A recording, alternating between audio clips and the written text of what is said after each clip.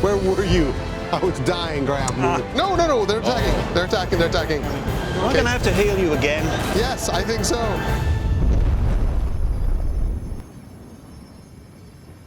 Hi, I'm Jesse Snyder, Creative Director at Nant Games. And I'm Keith Muelas, I'm Community Manager at Nant Games. And we're here after years of hard work to reveal our game, Mythwalker.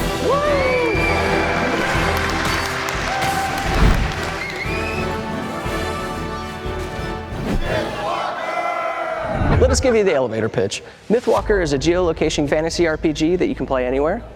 It's not only a game that you can play anywhere, you can play with your friends, you can go on quests, you're playing geolocation around the world. We have 3 different classes. The classic warrior.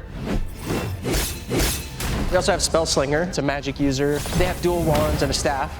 And then you have priest, your healer class, your support class, and a great hammer. And your 3 species, Anu, Wolven, and Human. Let's talk a little bit about each species. Wolven, who's our dog folk. We have the Anu, who are bird-like people. And of course you're going to want to play as somebody like yourself, a human. Hello. The world of Mythera is steeped in lore. Lore. The lore! Let's see if we can keep this short. There's short and there's lore. Pick one. Well, the lore of the game, it's a real big part of the game. It's not just, you know, here's another fantasy world. No, here is the world that is the source of all the world's mythology. It all goes back to Mythera, parallel magical world that people get glimpses of. Because through your device, you become a hero, you create an avatar in Mythera, and you're helping to save that world from the terrible threat. The child lives in the Temple of Dreams and talks directly with the player, kind of like the narrator and sort of the host of the game. The Temple of Dreams is an incredibly important location in the lore and indeed in the game. It's in the town hub and you can use it under the direction of the child. And she has called upon you, the Mythwalker, to come and help save Mythera. Because an uncontrolled dream can become a nightmare and nightmares become monsters.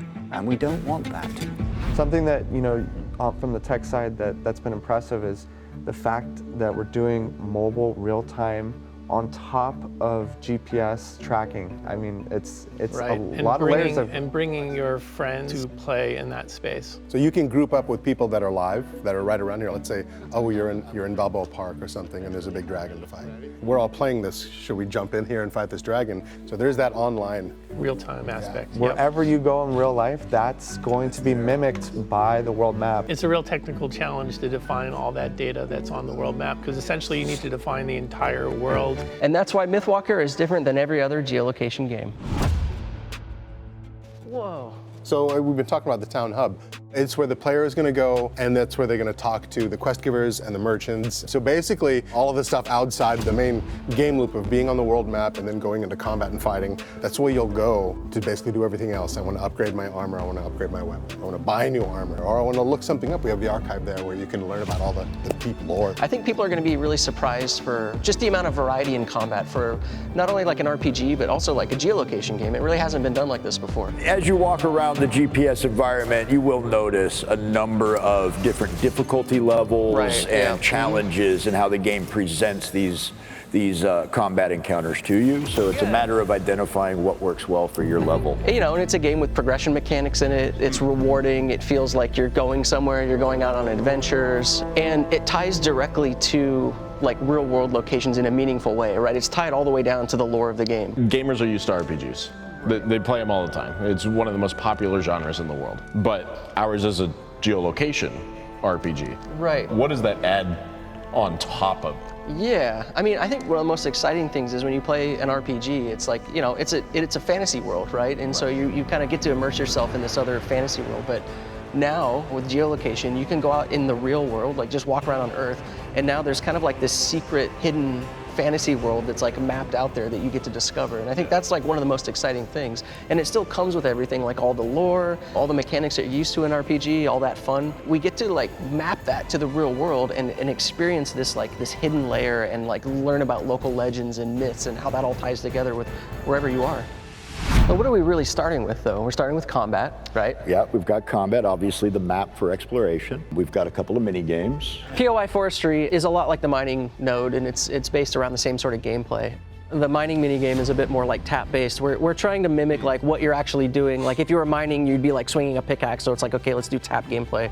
If you're cutting down trees, it's more of like a swipe gameplay, right? You're like swinging an axe. And ultimately, you're getting like wood resources out of that, like different types of wood, and then those filter again into like different types of equipment and crafting. Minigames come down the road. That's where we get our resources. That's where Resources we start for the crafting. get into crafting, right? We have the exploration through the world map. You'll find a lot of enemies out in the wild, and to be able to get into the mini games, these spawn nodes. Right. And then we'll start going on bigger quests, more adventures, right? Story quests. Story quests will come online, yep. If you're lucky, you get to make the game you want to play. There's a vacuum in the game space for this. You know, they started doing some GPS and there's been some D&D stuff, but nobody's put it together quite right. This is the game we want to play, so we'll make it ourselves. And I think there's an audience that really wants this kind of game, and they've been asking for it for a long time, and it just hasn't manifested, so we thought, well, we should probably do that, you know? In terms of different player encounters, we're going to have a lot of different kind of enemies and bosses. And all that stuff behind us right here, all of Highport, is right here on the phone. The lore and the global nature of it is connecting people. All of the areas, town hub, world map, even the combats, they all tie to the weather system, because it'll change as you're playing. You know how like when you play in these games and you like spin the camera? I kind of want to know what it's like. If Mythera falls, then the bad guys are just on the other side of the veil and Earth is next up. So you got to help us. Yeah.